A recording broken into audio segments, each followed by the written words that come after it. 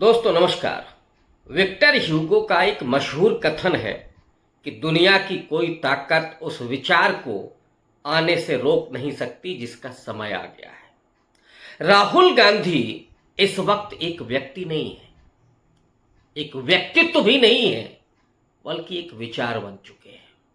यही कारण है कि रोज राहुल गांधी सुर्खियों में होते हैं, उम्मीदों का केंद्र होते हैं और राहुल गांधी का एक कदम भी पूरे देश में चर्चे में आता है। और जब वो सत्ता पर हमला करते हैं तो विपक्ष तिलमिला करके रह जाता है।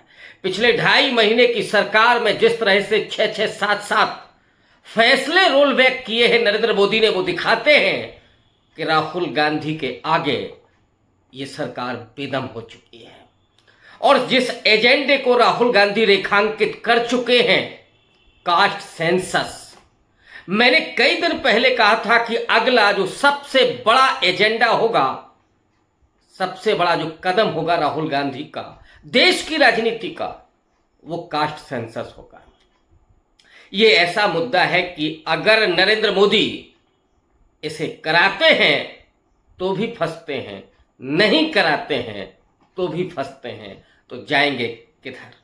बहरहाल मैं आज एक दूसरे मुद्दे की तरफ आपको लेकर के चलता हूं। दरअसल कुछ दिन पहले तारीख 26 राहुल गांधी ने एक चिट्ठी लिखी थी। वो चिट्ठी थी उत्तर प्रदेश के हुक्मरान योगी आदित्यनाथ के नाम और देश के प्रधानमंत्री, जो अपने आप को प्रधान सेवक कहते हैं, नरेंद्र मोदी के नाम।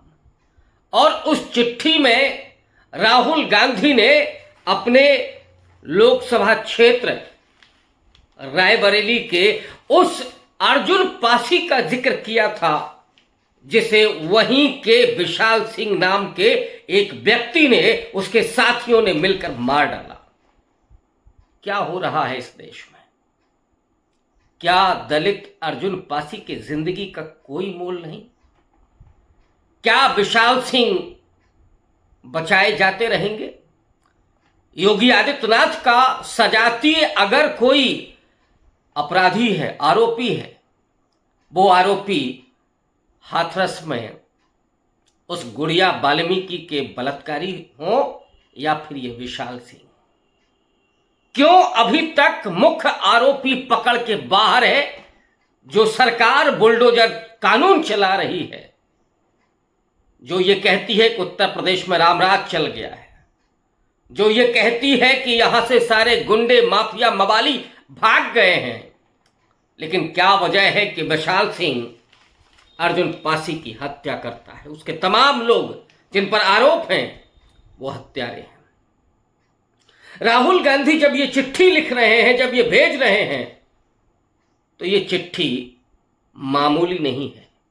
ये चिट्ठी देश की राजनीति को बदलने की कुवत रखती है, क्योंकि राहुल गांधी वो शख्सियत है, मैंने कहा वो विचार बन चुके हैं, जो सामाजिक न्याय की राजनीति को आगे बढ़ाने वाला है। वो विचार जो संविधान में प्रदत्त दलितों आदिवासियों को संरक्षण देता है, वो विचार जो डॉक्टर अंबेडकर का सत्य है, वो विचार जो दलितों वंचितों के लिए सुरक्षा और संरक्षण देता है। राहुल गांधी उन राजीव गांधी के बेटे हैं जिन्होंने 1989 में SC/ST एक्ट बनाया था। दरअसल भारत के संविधान में अनुच्छेद 17 के द्वारा अस्पृश्यता का अंत कर दिया गया। जो बाबा साहब अंबेडकर ने 25 नवंबर 1949 को संविधान सभा के अपने अंतिम भाषण में कहा था कि राजनीतिक समता तो हम प्राप्त करने जा रहे हैं 26 जनवरी 1950 को, लेकिन इस देश में सामाजिक और आर्थिक असमानता अभी बाकी है, और सामाजिक आर्थिक आजादी बिना प्राप्त किए इस देश का लोकतंत्र स्थायी नहीं हो सकता, मजबूत नहीं हो सकता। संविधान के बारे में तो उन्होंने यहां तक कहा था कि संविधान कितना भी अच्छा क्यों ना हो, अगर उसका पालन करने वाले लोग बुरे हैं तो संविधान असफल और बुरा साबित हो जाएगा। जो लोग आज कानून की बात करते हैं, जिस कानून के जरिए वो अपने विपक्षियों, अपने अपोनेंट और अपने से फर्क करने वाली विचारधारा के लोगों को जेल भेजते हैं, प्रताड़नाएं देते हैं, उसी कानून का वश किसी विशाल सिंह पर नहीं चलता। इसीलिए राजीव गांधी ने 1989 में जब ये सामंतवाद का आक्रमण दलितों पर जारी था, आदिवासियों को प्रताड़ित किया जा रहा था, जब ये खत्म नहीं हो रहा था, तो वो एक नया कानून लेकर के आए 1989 में, जिसे आज हरिजन एक्ट कहा जाता है कहीं कहीं। यद्यपि वो अनुसूचित जाति जनजाति संरक्षण अधिनियम है, जिसे पिछले रिजीम में नरेंद्र मोदी की सरकार ने खत्म करने की साजिश की थी। तो वो संरक्षण राजीव गांधी ने दिया था, लेकिन दलितों पर होने वाला अत्याचार, उस पर टूटने वाला कहर थमने का नाम नहीं ले रहा। इन 10 सालों में तो उसने नए रिकॉर्ड्स कायम किए हैं। 200% दलितों पर अत्याचार बढ़े, उनके महिलाओं से बलात्कार बढ़े। इसलिए राहुल गांधी की ये चिट्ठी कई मायने में बहुत महत्वपूर्ण है। राहुल गांधी की इस चिट्ठी का अगर राजनीतिक मायने निकाले जाएं, तो जो विक्टिम है उसका नाम अर्जुन पासी है, रायबरेली से है। रायबरेली अवध क्षेत्र में आता है और अवध क्षेत्र पासी समाज का गढ़ है। लखन पासी से लेकर के महाराजा बिजली पासी तक। उदा देवी पासी वो वीरांगना जिसने हजरत महल के साथ मिलकर के अंग्रेजों का मुकाबला किया था, 36 अंग्रेजों को अपनी गोली से भून दिया था, उस उदा देवी पासी की यह जमीन है। उस अवध के क्षेत्र में अर्जुन पासी की हत्या करना और उसे न्याय नहीं मिलना बड़े सवाल खड़ा करता है योगी आदित्यनाथ की राजनीति पर, भारतीय जनता पार्टी के उस पूरे हिंदुत्व की विचारधारा पर, जिसमें अभी अभी कुछ दिनों पहले ही 5 जन ने लिखा कि नहीं साहब, जाति तो जोड़ती है, जाति ही भारतीयता है, जाति ही देश की पहचान है, लेकिन जाति की वजह से जो प्रताड़नाएं हो रही हैं, जो होती रही हैं, क्या उनका भी कोई हिसाब किताब होगा? इस देश के संविधान में समानता, न्याय, बंधुत्व, ये जो शब्द हैं, और स्वतंत्रता, ये जो 4 शब्द हैं, वो 4 शब्द इस भारत की विरासत से निकल करके आए। डॉक्टर अंबेडकर ने स्पष्ट करते हुए कहा था, ये चारों शब्द किसी फ्रेंच रेवोल्यूशन के नहीं है। ये शब्द तथागत बुद्ध के उस विचार में निहित हैं, उस हमारी विरासत में निहित हैं। इसीलिए भारत की संविधान में इनका मूल्य बहुत महत्वपूर्ण है। और वो आरएसएस जो ये कहती रही है, आज भी कहती है कि डॉक्टर अंबेडकर के संविधान में कुछ भी भारतीय नहीं है। क्यों भारतीय नहीं? कि क्योंकि इसमें मनु की संहिताएं नहीं है। तो जिन्हें मनु की संहिताएं चाहिए, जो तथागत बुद्ध के संदेश को, उनके विचार को नहीं पसंद करते हैं, जिन्हें समानता से नफरत है, जो बंधुत्व भाव तो कतई रखना ही नहीं चाहते, जो समाज में भेदभाव, शोषण, अन्याय और अत्याचार चाहते हैं, वहां बंधुत्व तो संभव ही नहीं है। डॉक्टर अंबेडकर ने स्पष्ट रूप से हिंदू धर्म के विषय में लिखा था कि इसमें फ्रेटर्निटी जैसी कोई चीज है ही नहीं, कोई बंधुभाव नहीं है। और यही वजह है कि हजारों साल से यह समाज बटा है, और यही वजह है कि लोग यहां पर आक्रमण करके सफल होते रहे। तो उस पूरे विचार को, जिसे भारत के संविधान में शामिल किया गया था और राजनीति के मार्फत जिसे सामाजिक समता स्थापित करनी थी, वो आज भी अगर प्रश्नांकित है। आज अगर हिंदुत्ववाद की सत्ता तले एक दलित को अगर रौंदा जा रहा है, उसे मारा जा रहा है। ऊना में क्या हुआ था, रोहित वेमुला के साथ क्या हुआ, एक नहीं हाथरस में क्या हुआ था, और किसी की मूंछ काट देना, किसी को पेशाब पिला देना, कोई मोटरसाइकिल पर जा रहा है तो उसे पीटना, अपमानित करना, उसके स्वाभिमान और सम्मान को छलनी करना, ये हिंदुत्व है? जो हिंदू धर्म की एकता की बात करते हैं उनको शर्म नहीं आती कभी? राहुल गांधी का ये जो पत्र है इसीलिए बेहद मीनिंगफुल है, बहुत महत्वपूर्ण है कि जो उत्तर प्रदेश में ठाकुरवादी राजनीति चल रही है उस ठाकुरवादी राजनीति को भी बेपर्दा करता है ये पत्र। और जो राहुल गांधी ने आरोपी की धरपकड़ नहीं हुई है अभी तक, उस पर जो सवाल खड़े किए हैं वो इस बात को दिखाते हैं कि उत्तर प्रदेश में भारतीय जनता पार्टी के पैरों के तले से जमीन खिसकने वाली है।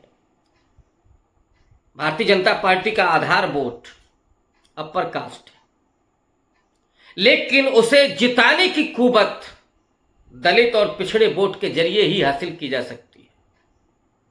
अगर दलित और पिछड़े अपना आधार छीन लें तो भारतीय जनता पार्टी किसी भी कीमत पर चुनाव नहीं जीत सकती। उत्तर प्रदेश में 1989 से कांग्रेस पार्टी सत्ता से बाहर है। राहुल गांधी जब राष्ट्रीय महासचिव बने थे, एनएसवाई और युवक कांग्रेस के प्रभारी थे, उस वक्त उन्होंने एक कोशिश की थी, एक पहल की थी कि चुनावों के जरिए संगठन को खड़ा किया जाए, लेकिन वो पहल भी आगे चल करके खत्म हो गई। अब राहुल गांधी जब लीडर ऑफ अपोजिशन हैं, आज राहुल गांधी जब देश की उम्मीद हैं, आज राहुल गांधी सबसे ज्यादा दलितों के नेता सामने आ रहे हैं, बहुजन की जो चिंताएं हैं, उनकी जो उद्देश्य हैं और उनकी जो अधिकार हैं, उसको लेकर के राहुल गांधी जिस तरह से संघर्षरत हैं, उस संविधान को बचाने के लिए, लोकतंत्र को बचाने के लिए, डॉक्टर अंबेडकर के विचार को बचाने के लिए उस पर चलते हुए राहुल गांधी जो संघर्ष कर रहे हैं, वो संघर्ष उत्तर प्रदेश में भारतीय जनता पार्टी की जड़ों में मट्ठा डालने का काम कर रहा है। यही वजह है कि एक तरफ मायावती इस समय बौखलाई हुई है, वो राहुल गांधी के हर कदम की आलोचना कर रही है, क्योंकि राहुल गांधी की जो पहुंच है, राहुल गांधी की जो लोकप्रियता है, वो उतनी दलितों में भी तेजी से बढ़ती जा रही है। और इस चिट्ठी ने तो एक बड़ा संदेश दे दिया। ये बड़ा संदेश सिर्फ दलितों के भीतर नहीं है। कांग्रेस का जो जनाधार होता था नेहरू जी के जमाने में, उसमें दलित, मुस्लिम और ब्राह्मण हुआ करता था, अति पिछड़ा होता था। जो पिछड़ी मजबूत जातियां थीं वो हमेशा से कांग्रेस पार्टी के सामने विपक्ष में खड़ी रहीं, लोहिया जी के पीछे खड़ी रहीं, जयप्रकाश नारायण के पीछे खड़ी रहीं। लेकिन आज की तारीख में जब पिछड़ों की राजनीति की गोलबंदी उस तरह से नहीं है, लालू मुलायम एक साथ नहीं है, नीतीश एक साथ नहीं है, देवगौड़ा नीतीश ये एक साथ नहीं है, उस समय ये पूरी राजनीति, सामाजिक न्याय की राजनीति, मंडल की राजनीति और उससे बड़े स्तर पर मैं कहूं कर्पूरी ठाकुर की राजनीति, वो अगर किसी एक व्यक्ति में आकर के समाहित हो रही है तो उनका नाम राहुल गांधी। वो राहुल गांधी जो कांग्रेस पार्टी के आधार को वापस लाने के लिए उनके बीच पहुंच ही नहीं रहे हैं, उनके दुख और दर्द में शामिल हो रहे हैं। ये जो चिट्ठी है, वो चिट्ठी उस अर्जुन पासी के परिवार के लोगों की आंसुओं में भीगी हुई चिट्ठी है, उनके जज्बातों को उकेरने वाली चिट्ठी है, उनके दुख और तकलीफ को पेश करने वाली चिट्ठी है। और जिसे देशी मुहावरे में कहा जाता है कि गरीब की हाय बुरी होती है। योगी आदित्यनाथ और नरेंद्र मोदी की जो चुप्पी है, हालांकि वो चुप्पी तो मणिपुर पर भी है, वो चुप्पी तो हाथरस पे भी बनी रही, वो चुप्पी तो फर्रुखाबाद की उन 2 दलित बेटियों की हत्या पर भी बनी रही जो उसके पिता का आरोप है। वो चुप्पी भला रायबरेली में अर्जुन पासी की हत्या पर कैसे प्रकट हो सकती है। लेकिन राहुल गांधी ने जो मैसेज दिया है वो उत्तर प्रदेश में दलितों के भीतर बहुत तेजी से जा रहा है और राहुल गांधी की लोकप्रियता तेजी से दलितों के भीतर बढ़ती चली जा रही है। वो जो कांशीराम साहब के साथ जो मूवमेंट शुरू हुआ था और उस वक्त जो कांग्रेस सत्ता में थी उस पर हमला करके बीएसपी ने जो अपना आधार तैयार किया था, वो आधार धीरे धीरे खास करके उसमें नॉन जाटो दलित वो कांग्रेस पार्टी और राहुल गांधी के साथ जाते हुए दिखने लगा है।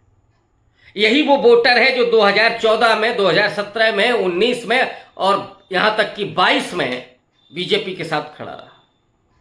यही वोट, यही समर्थन 2024 के इलेक्शन में राहुल गांधी के साथ आ गया और यही वजह है कि भारतीय जनता पार्टी जो 75 सीटें जीतने का सपना देख रही थी वो 33 सीटों पर आकर के रुक गई।